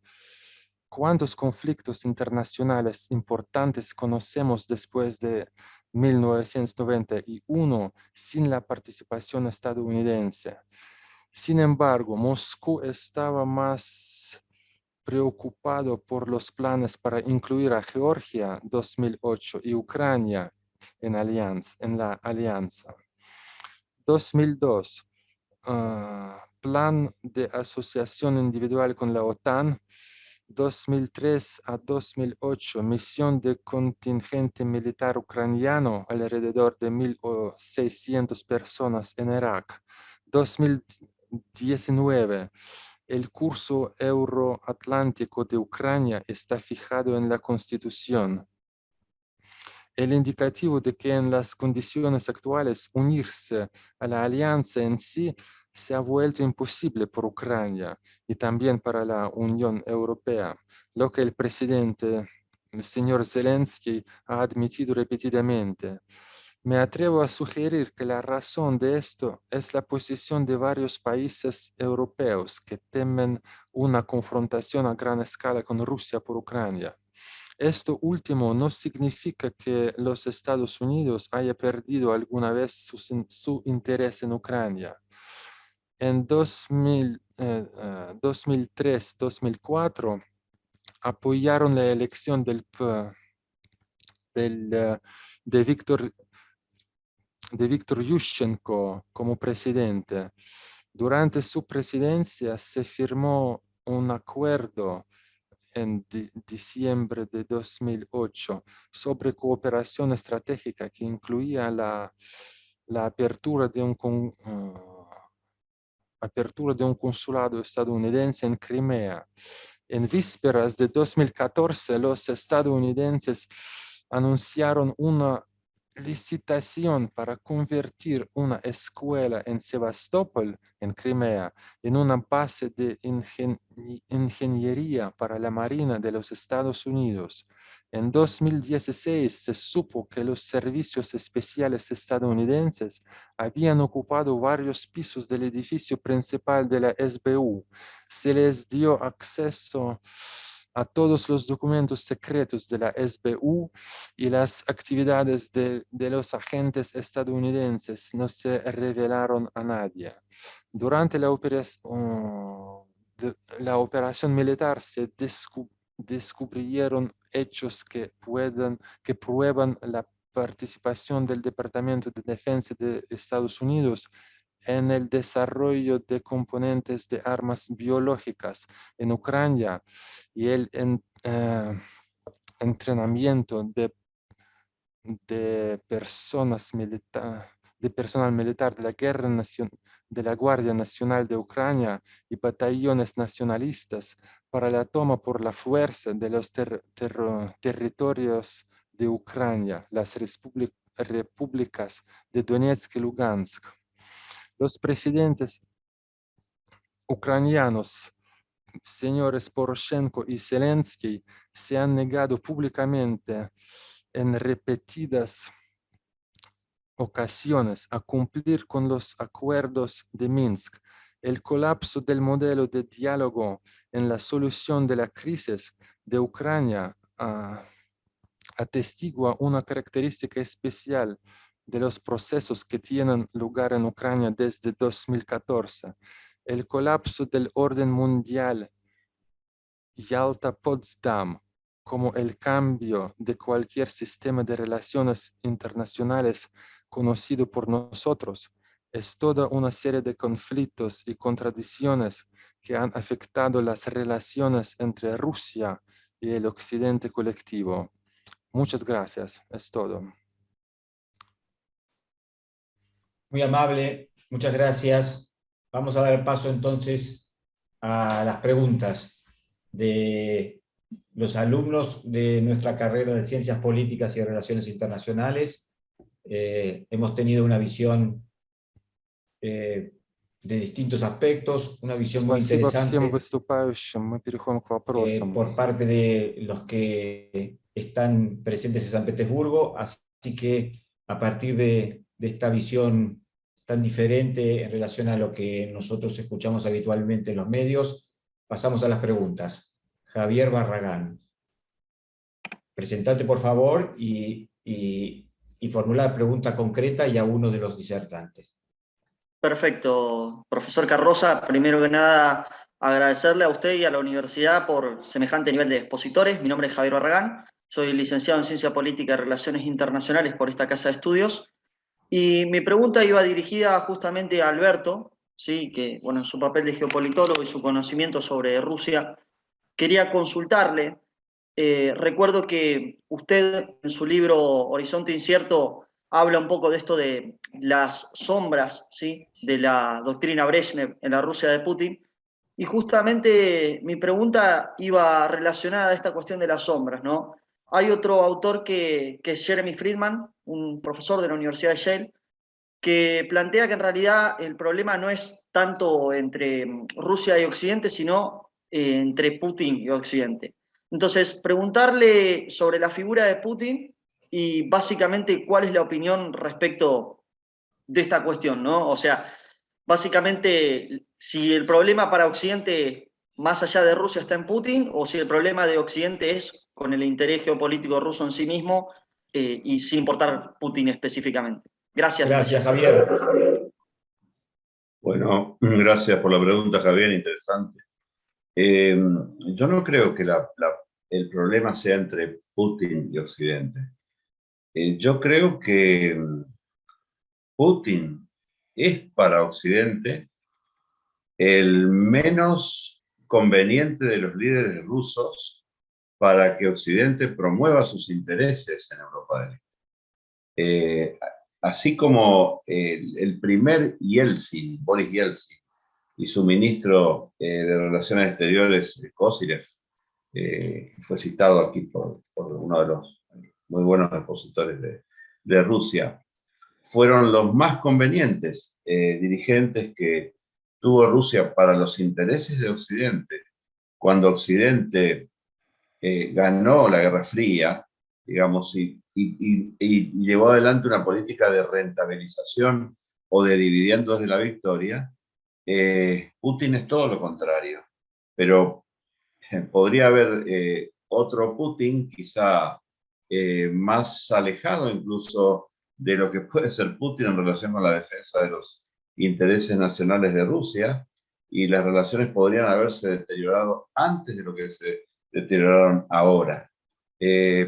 Putin, Rusia y Occidente tuvieron una buena relación durante los primeros 7 u 8 años de este siglo. ¿Por qué? Porque tenían un enemigo común, que era el terrorismo transnacional. Las relaciones de China con Occidente, las relaciones de Rusia con Occidente durante esa década fueron interesantes, e incluso Rusia apoyó la proyección de Estados Unidos hacia la zona de Afganistán, ¿no es cierto? Y en ex repúblicas soviéticas del Asia Central hubo bases para la Fuerza Aérea de Estados Unidos. De modo que yo francamente no creo que sea un problema de Putin y Occidente. Creo que es un problema de Occidente y Rusia. En cuanto a Occidente, considero que ha ido más allá de lo conveniente, desde el punto de vista geopolítico particularmente, no respetando leyes de la geopolítica. Y en este sentido yo diría que cualquier dirigente de Rusia que considere las necesidades de Rusia en lo que se denomina la zona geopolíticamente de Rusia, iba a tener una posición proactiva de Rusia. Quizá,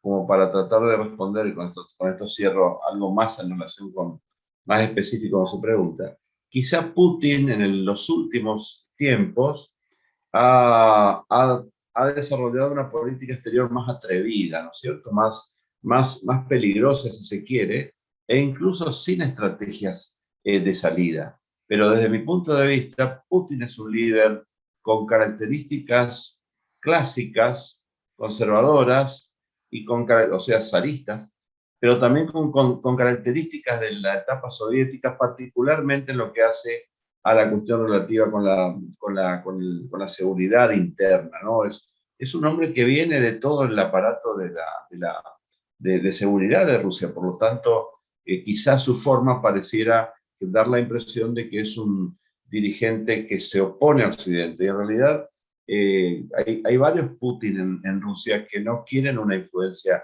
de Occidente en Rusia y defienden los valores de la Rusia clásica. Muchísimas gracias, profesor. Muy amable. Damos paso ahora a una segunda pregunta, Juan Ignacio Castillo.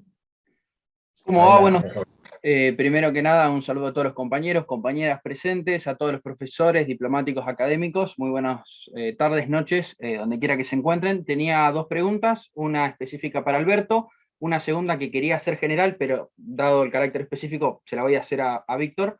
La primera tiene que ver, Alberto, con su último libro, Ni Guerra ni Paz, en uno de sus capítulos, que me parece, o de los que más me gustaron, que se llama Rusia a la espera del Putin 3.0, vos comentás que hay un primer Putin, que es el Putin del reordenamiento interno, posteriormente va a venir un Putin 2.0, que es el Putin de la reparación estratégica en política exterior, y que lo que debería venir ahora es un Putin 3.0 que se lograría cuando Rusia deje de buscar tantas ganancias de poder en el sistema exterior y empiece a buscar más que nada una diversificación económica, una mayor capacidad tecnológica, financiera. Te quería preguntar específicamente qué pasa ahora con los sucesos actuales de Rusia y Ucrania, con ese Putin 3.0 que en teoría Rusia estaba esperando. Y rápidamente le pregunto a Víctor una pregunta más específica, operativa de la guerra, que quería preguntar, y dado bueno, su carácter de especialista en historia, le quería preguntar. Desde Occidente siempre vemos que Rusia tiene capacidades militares muy fuertes en lo que es ciberguerra. Quería hacer una pregunta específica sobre ciberguerra. Perdón, se me fue internet un segundo, no escuché la pregunta. Voy de nuevo con la pregunta. En Occidente siempre se ve que Rusia tiene capacidades de ciberguerra, de ciberpirateo altísimas. Si bien Rusia no se adjudica a estos ataques, la bibliografía occidental dice que Putin intervino en Estonia en el año 2007, utilizó fuerzas de hackeo en el año 2008 en la guerra con Georgia.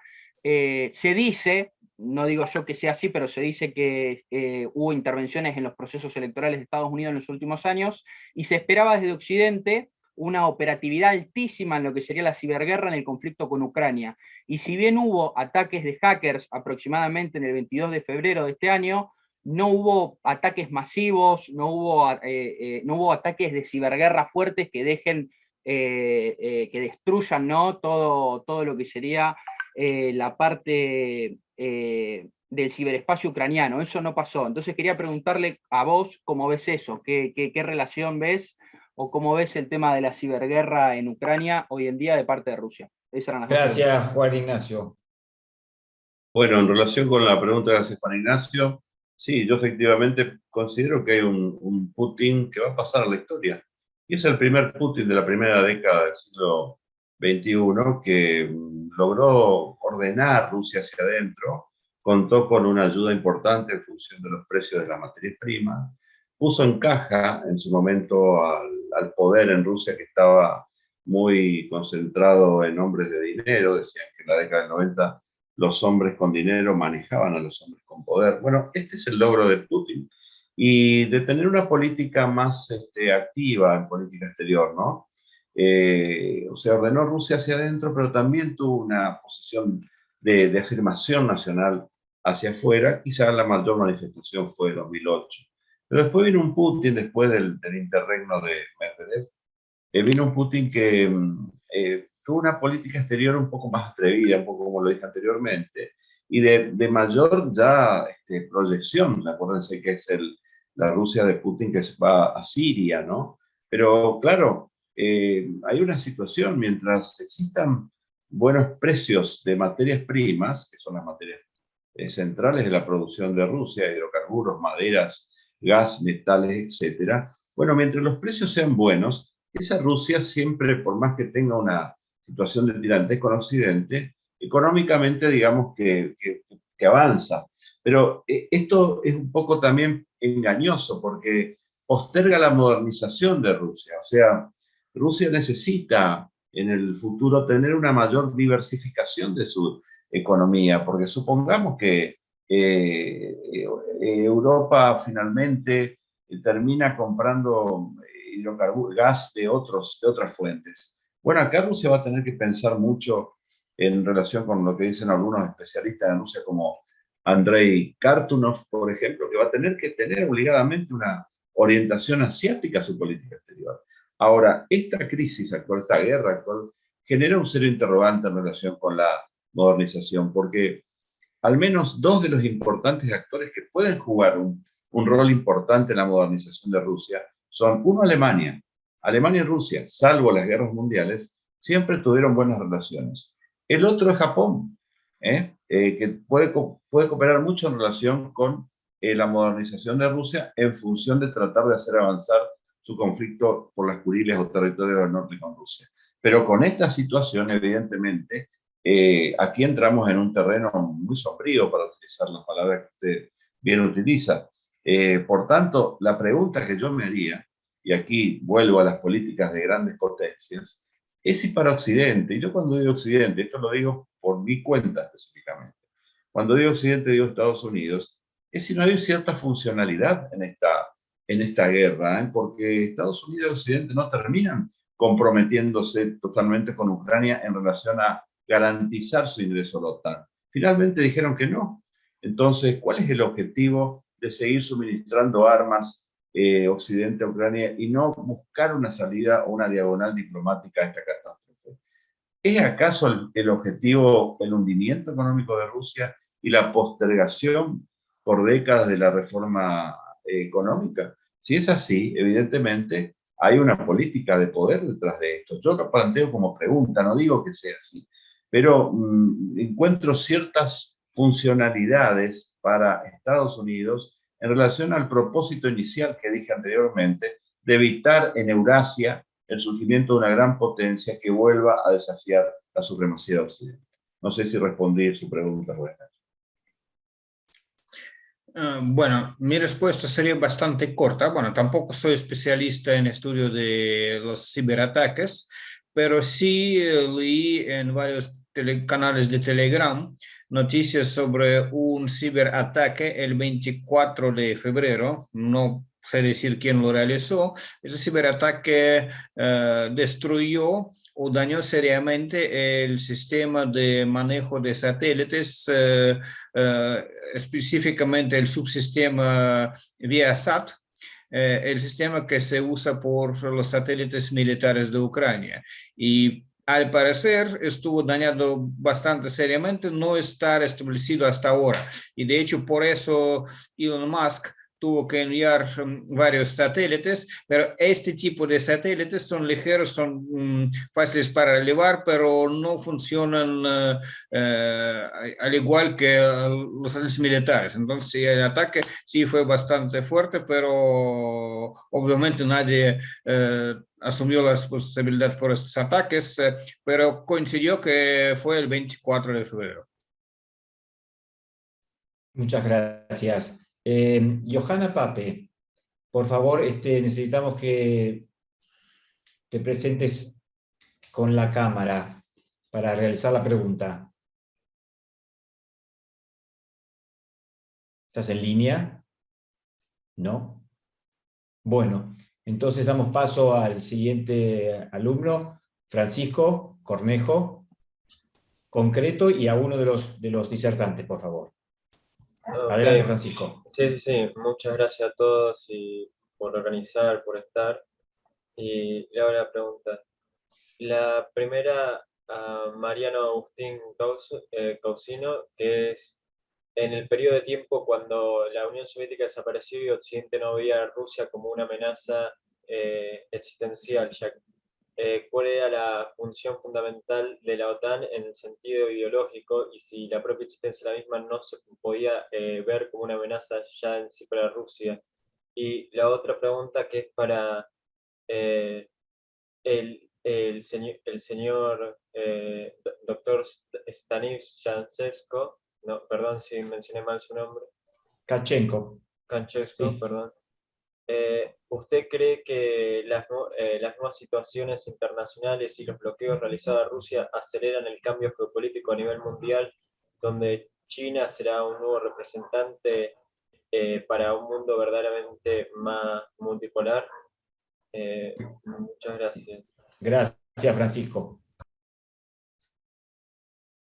Doctor Causino. Acá estamos. Mire, eso me lo plantea como una pregunta y bueno, efectivamente ese tema se analizó en aquel momento y tal vez quien lo puso en negro sobre blanco con mayor intensidad fue el propio presidente Putin en un discurso que él hizo en la Munich Security Conference en el año 2007, cuando planteó precisamente que si los Estados Unidos y Rusia ahora eran aliados o socios al menos, ¿por qué tenía que seguir existiendo la OTAN, dado que el Pacto de Varsovia se había disuelto y dado que no había una amenaza, que Rusia no constituía una amenaza, que por lo tanto esa alianza defensiva no tenía sentido de existir? Por otro lado, durante los fines de los 90, se analizó el extremo de que Rusia pudiera ingresar a la OTAN, Rusia misma, que fuera miembro de la OTAN, pero finalmente nunca fue, y el gobierno de Yeltsin, en ese momento, con una política exterior cercana a los Estados Unidos, intentó de alguna manera eso.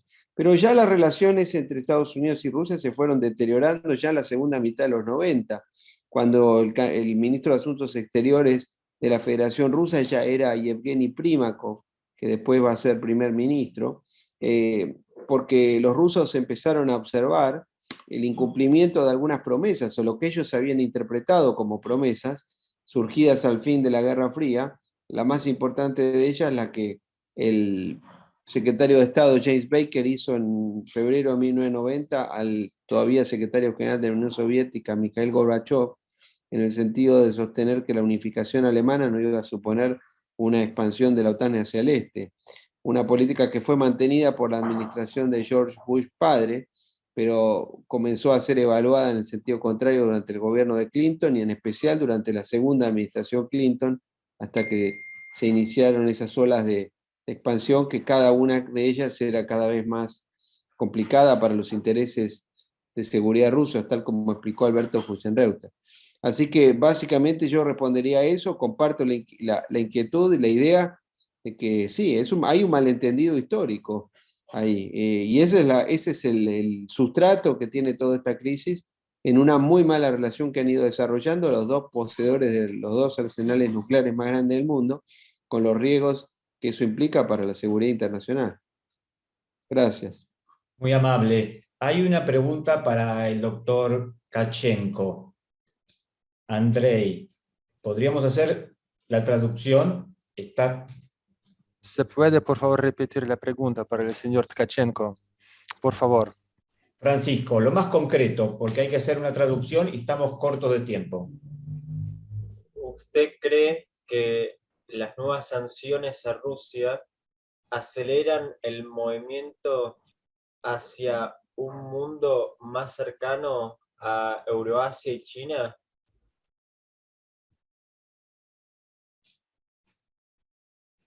Es lo más concreto que puedo, lo siento. Las sanciones van a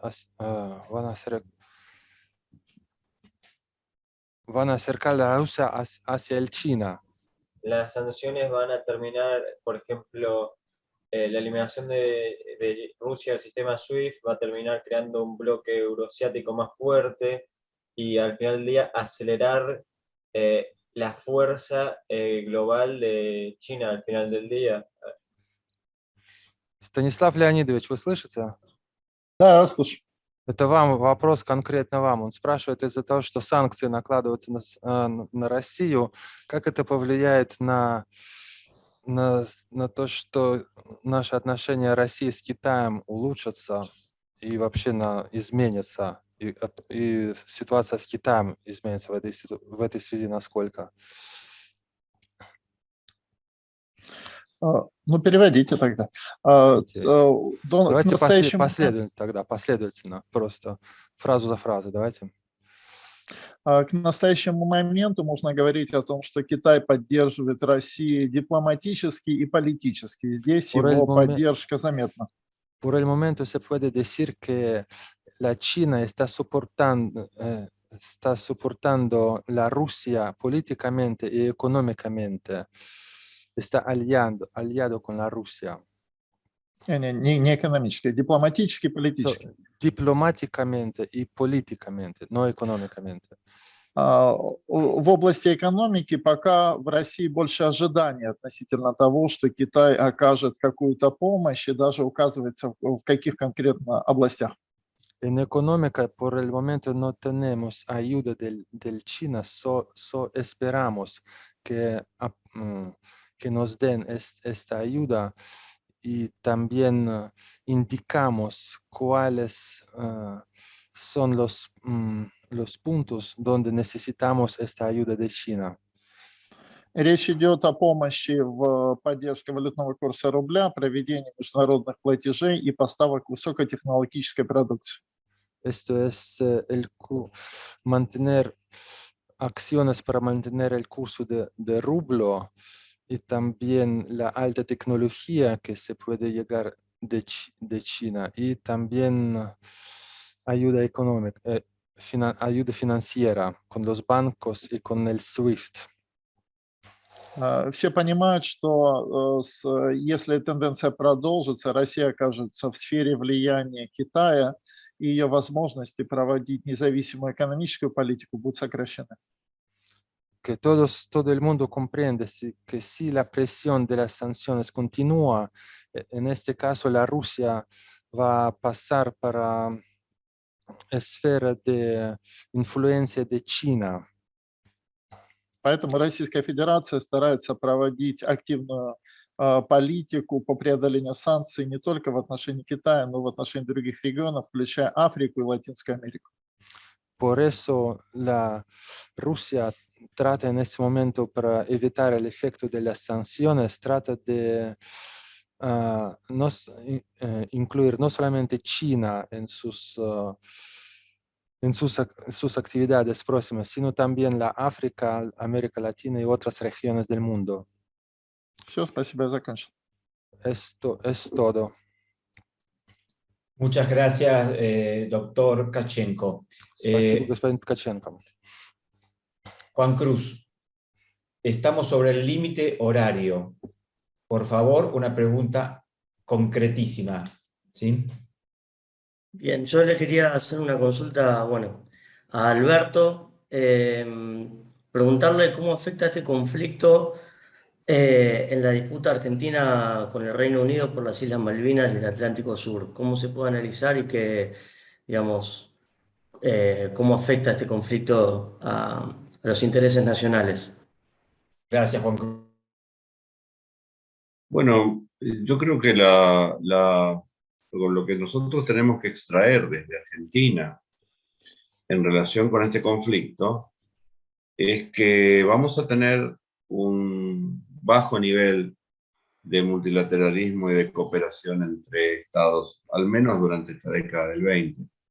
Porque la política entre estados antes de la pandemia ya venía en estado de descenso, y como consecuencia de la pandemia se vio una situación geopolítica de desconfianza, ¿no? Incluso se fue crítico con la falta de cooperación que hubo antes de la pandemia en la OMS, con la OMS. Por lo tanto, yo creo que el mundo que viene es un poco una situación más rápida de lo que pasaba antes de la pandemia, con la pandemia y ahora con este conflicto, que desde mi punto de vista va a llevar a que los países piensen más en sí mismos, piensen más en su interés nacional, piensen más en la geopolítica y desdeñen bastante la cuestión multilateral. Por lo tanto, en este sentido, yo diría que el efecto no es precisamente positivo. La lección que tiene que sacar Argentina de esta situación es que está bien apostar por el multilateralismo y la cooperación internacional, pero también es importante tener presente que en el orden interestatal que vamos a tener, va a haber que contar solos, ¿no es cierto?, con nuestra autoayuda, puesto que queda muy claro acá, y Ucrania lo está teniendo presente, que no hay ningún teléfono 911 donde llamar cuando uno está en aprietos. Y para Argentina es importante, ante todo en relación con la situación con Reino Unido, crear poder nacional. Esto es lo único, más allá de lo que pueda ir pasando en el mundo, lo que pueda darle alguna posibilidad a Argentina de tener una llegada mayor en relación con la recuperación de las Islas Malvinas. Bueno, muy amable. Por una cuestión de tiempo tenemos que dar por finalizada esta conferencia de parte de la Universidad Católica de La Plata, de nuestra Casa de Estudios. Quiero agradecer a los excelsos disertantes, a las autoridades de la universidad por haber podido concretar este encuentro, a los docentes, a los alumnos y a todos los que han participado de esta conferencia.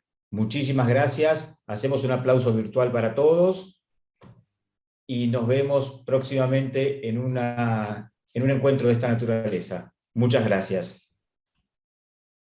Gracias.